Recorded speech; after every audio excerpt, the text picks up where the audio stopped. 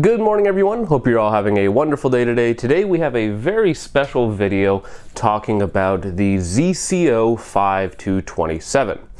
Now before we get into the video, I do need to thank the sponsor of the video and the channel, and that is of course going to be Gun Deals. Now if you've watched the channel before, you've probably heard me talk about them a lot. They're basically a website that just compiles some of the best deals in the industry. It's completely free for you. They don't take your money, they merely point you in the right direction, which is very, very cool. So basically go ahead and check them out. If you're looking for anything within the industry, they probably have a link to it for the best possible price on their website. So go ahead and check them out. Once again, that is gun.deals, and go ahead and thank them for sponsoring the video and the channel. Now, if you want to help me out personally, you can of course like, share, and subscribe, as all that sort of stuff is free and it does help me out quite a bit.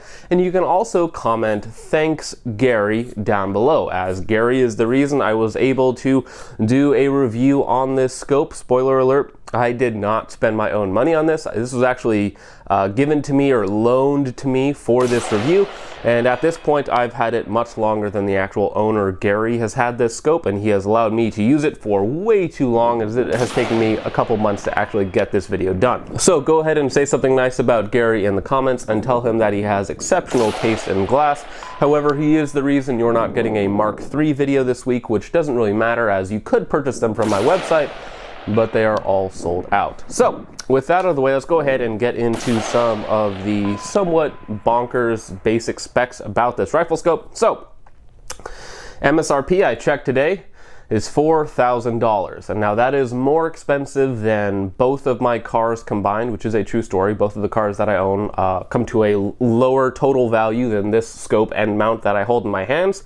The mount that we're going with on this, I believe, is the M110 mount, which is like $400 by itself. So overall, we're looking at about a $4,500 package right here. Now, for that money, you have a rifle scope that is just under 16 inches long, with a 3-inch sunshade on it. So this is just under 2 feet long of an optic.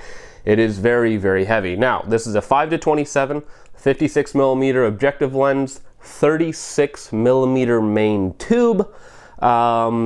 Just to be special, I suppose. So there's very, very few mounting options for that. It's one of, if not the biggest main tubes on the market. I want to say there's a 37 millimeter main tube that somebody is making, and I believe in the next couple years somebody's going to be coming out with a 40 millimeter main tube. So as of right now, it is one of the largest main tubes and one of the biggest optics you can put on a gun, especially with the 3-inch sunshade on it, and it comes in at a whopping 38 ounces. Now, as you see it right here with the tape on it to protect it from yours truly, and the sunshade, I believe it's more like 45-ish ounces when you include the mount.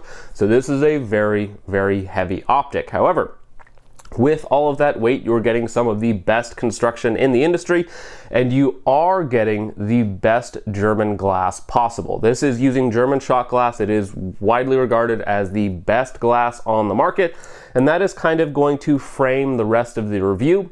For me personally, most of what I do on the channel is framed around value, about cost efficiency, and giving you a lot of performance for value, or for your money. This scope does not care about that whatsoever. It merely asks the question of what is the best and how do we do that. So naturally, when you take price out of the equation and merely ask what is the best long-range precision rifle scope you can make, this is basically what you're going to get. So with that German glass, you get the absolute crispest, most beautiful image that you will ever see through a rifle scope. And now I do want to be clear that I'm not really qualified to review this scope, as most of the other scopes that I've tested are basically lower end, more budget stuff, and then into some of like the Razors and Vipers and stuff like that. But none of them really compare to the brightness, the clarity, the trueness of the image, the flatness of the image that you get with the ZCO. It is merely a step above in basically every way to every other rifle scope that I've looked through. But before we get more into that, let's go ahead and keep going over some of the basic features of the rifle scope. So we do have a magnification ring that goes all the way from 5 to 27. It is a very, very short throw, especially for a more precision style optic. I believe it's only like 130 degrees, which is very short. Most of the time it's like 180 to 230 degrees, but this is a very, very short throw, very smooth, all the way from 5 to 27. Now this is of course a first focal plane optic, so that reticle is going to stay true no matter what magnification range that you're in. And it is also quite usable at every magnification range, which is quite nice. It's very, very difficult to do with that large of a magnification range to make the reticle small enough at max magnification and large enough at lowest magnification to where you can still use it and still use it well. Now, we do of course have a rear diopter with a locking piece, so you can lock and unlock it so it never shifts on you, which is a very, very nice feature.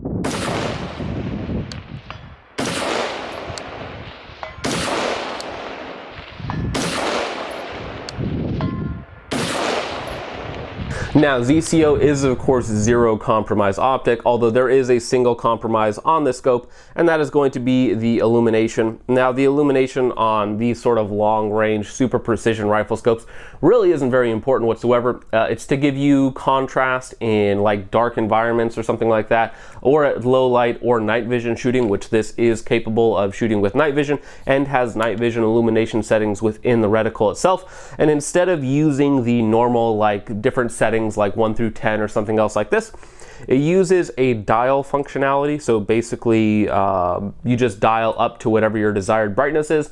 On max daytime brightness, it's very, very washed out, which again, for a long range precision style optic is totally fine, and the illumination does do its job. Now, the illumination in this optic is more of like a soft green. It's almost like a wood green. I'm not really sure why that color specifically was chosen. There's probably a lot of thought that went into that. And again, it works just fine for its intended use case, which is in, again, low light situations, or when you're shooting into an area that's very, very dark, and that will give the reticle some contrast so you can actually pick up your reticle and then of course make your shot. Now, the illumination, well, again, not great, but it absolutely does its job. And for a precision rifle scope, that is the one thing. If you're expecting like a fire hot illumination, you're not going to be getting it even for $4,000. Now, next to that, we of course have our parallax adjustment, which goes from 25 yards to 1,000 yards, or sorry, to infinite. Now, it was very, very accurate at all the distances that I tested it at. The furthest that I was able to take the scope out to was about 450, 500 yards, and that is just the sort of long distance that I have access to here in Western Washington. There are places where you can shoot a lot further. However, for me personally, what I have access to, about 500 yards, is about the tops of what I can do. And it was quite accurate at every distance that I tested it on. I did use this as my accuracy testing scope, as well as on my Geissele 16-inch behind me, the Super Duty that you see behind me. I used that out to 500 yards, multiple targets from 3, 4, and 500 yards. And with this scope, with again the best glass on the planet, was very, very easy, and the parallax was perfect at all of those extended distances. Now, let's go ahead and talk about the turrets, because this is another thing that when you're spending this much money on a scope, you better hope that the turrets do an excellent job. Now, the increments that they're going with is 0.1 mils. I believe you have 25 mils of internal adjustment, though I could be wrong on that. They'll have that in the description with the actual specs of the optic itself. So if I'm wrong on that, just go ahead and check that down below. Now, they went with what they call their hardened steel internals. So what that means is you get some of the crispest, most precise clicks on the market. And on top of that, this is a lift to unlock style of turret. So lift to unlock and then rotate. And on top of that, when it's in its lifted position, there is absolutely zero wobble whatsoever. In a lot of lower end scopes with the lift to unlock and its top position, there's like a little bit of movement or a little bit of wiggle in them. With these, there is no movement whatsoever. So it is locked in place even in its upper position until you apply a decent amount of force to move the turret, and then it just goes straight down. There's no need to like wiggle it in place or anything else like that. The turrets are incredibly precise. When I was shooting out at 500 yards, I was using 69 grain ADI match through, again, the Geissele in a bit of a high wind circumstance, and I wanted to use it in a couple of different ways. So I was using it both dialing with the windage and elevation, or just using the reticle, because the reticle is very, very good. And now the windage itself is also basically perfectly identical to the elevation. Sometimes, again, on cheaper optics, the windage and elevation will feel different to each other. However, they are doing different things, so sometimes that's a little acceptable, but these feel basically perfectly identical, incredibly crisp, incredibly precise. Again, no wobble, nothing like that. So you're getting basically some of the best turrets in the industry. Now, they also have little features to let you know where you are in the turret itself, because of course with 25 mils or more, again, I don't remember the exact number, you definitely want to know where you are. And these are of course 0 resettable as well via 3 Allen keys on either side. You lift it up and then re-zero it where you want it. But you also have little tabs that come up to indicate to you what rotation you are on your main turret, which is very, very important, especially if you're shooting at long range, say beyond 1,000 yards, or like 22 long rifle or something where you're shooting at not necessarily extended distances, but you're having to deal with extended drops. It is very important to know what rotation you are on your elevation. So you definitely have all of the pro features that you would want in your dials and you would expect for a scope of this price and caliber, and the elevation, the windage, the parallax all do their job perfectly, no problems with any of that sort of stuff whatsoever. So the last thing to talk about before we get into the glass and the reticle is going to be the Ibox, eye relief, and the field of view. Starting out with the field of view at 5x, you have a fairly large field of view of 21 feet at 100 yards. If you extrapolate that to a 1x scope like an LPVO, that would be around 105 feet, which is again very good. Now, sometimes when you get into these bigger scopes like this, you get a very diminutive field of view. However, with this optic, it is very, very good. It is probably very close to best in class, if not best in class field of view for a scope this size. And that is going to be very, very important when you start dialing up the magnification. So of course you want to see more within that magnified image. Now the eye relief and Ibox are also quite good. They claim about 3.5 inches of total eye relief. And I can tell you on 5x, it's much more forgiving than that. And when you dial all the way out to 27x, it's still fairly forgiving. Now it is going to be pretty tight up, down, left, and right, but it is still very, very forgiving. Now having a forgiving Ibox and eye relief is going to be very, very important, especially at higher magnifications from, let's say, unconventional positions, like if you were doing a PRS match or something else like that, where you have to take a lot of different shots from different positions sequentially. Having a very forgiving Ibox and eye relief combined with a good field of view can allow you to pick up targets quickly. Even if you don't have the best position that you would like to have, you're still going to get that good Ibox through the scope without, too much scope shadow or anything else like that, which is going to allow you to take those shots. So in terms of all of the basic features, it does everything that it's supposed to do to an exceptional degree. Now, the reason you're going to buy the scope isn't really going to be for the windage or the elevation or for the nice eye relief, field of view, or anything else like that. The reason you're going to buy a scope like this is because it does have the best glass in the market.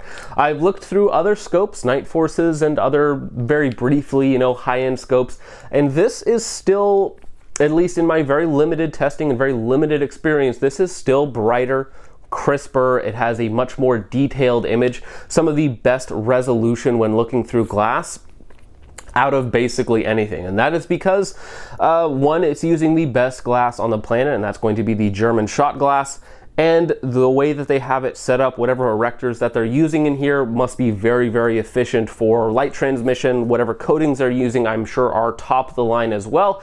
And again, I'm not really qualified to tell you why the glass is the best that I've ever seen. It merely is the best that I have ever seen. Now, on top of that, all of that stuff is fine and dandy, but if your reticle sucks, it's still going to be hard to hit targets. And the reticle that is in this one, I believe, is the -3 version. I'll go ahead and put a picture of it on screen. Hopefully throughout this video, I've been showing you guys a lot of shooting clips as well as some of the in-optic footage. It's very, very difficult to get good in-optic footage that really shows you the detail of the glass without doing some photography tricks and stuff like that to get you a real image of what the glass actually looks like. But if you ever get the chance to see one of these in person, which you probably won't because there's not a lot of them floating around and not a lot of people have $4,000 to drop on an optic alone, but if you ever do, go ahead and just take the time, look through it, and you will be very, very impressed with how good the glass looks. Now, on top of that, the reticle is incredibly fine and incredibly precise. So I believe, again, it's the -3 version. It is a Mil Christmas tree, basically, with some windage and some other BDC features going on. Once again, I'm not really qualified to talk about everything going on within the reticle, as I really have not spent enough time learning all of the things that it can do. And it is a very popular reticle for sort of high-end long-range scopes. One thing I will say about it is I was able to use it on 5x magnification just fine, and even when you crank it all the way to 27x, that center aiming point is still incredibly precise. So whatever magnification that you're using this at, whether you're dialing, whether you're using your holdovers within the reticle itself, the scope excels in every single way. So overall, here at the end of the video, what you're getting in this package is basically the best glass on the planet combined with an excellent reticle.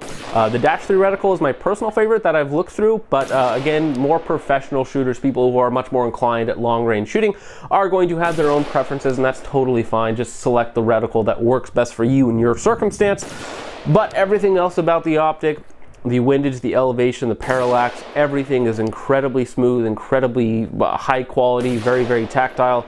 The build quality is incredibly rugged. Now, one of the technical downsides you could say would be like size and weight. However, that's more of a product of the exceptional glass and build quality that you're getting.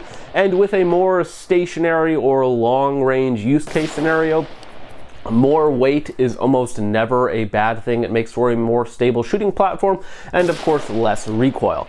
So overall, do I have any complaints whatsoever about the ZCO 5-27? Well, my only complaint, which isn't a real complaint, is that I can't actually afford one myself, or at least not very easily. I would have to sell a lot of guns to be able to afford this type of glass. Also, my next complaint would be that I don't live in an area that allows me to fully utilize the scope, so I would also have to buy property in some other state where I could fully utilize it, so that would become very, very expensive very quickly. But overall, this is an excellent scope. There are no issues with it whatsoever. Again, some people might complain about, oh, it's too expensive. I don't really do that. I don't judge people really for trying to save money on a budget end, which is what I more usually do. And I also don't judge people too harshly for going out and buying the best of the best. And this is pretty much the best of the best. So with all that out of the way, go ahead and thank Gary in the comments down below.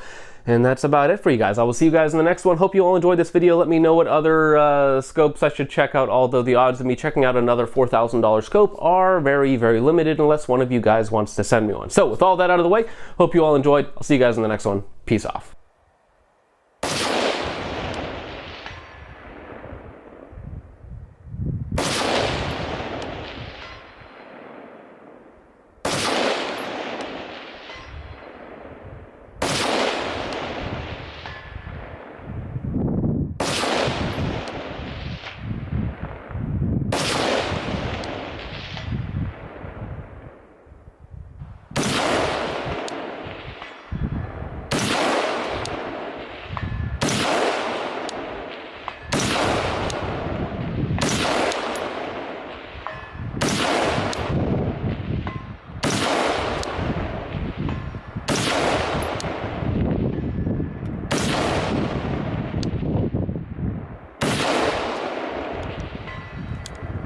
Hold that last one.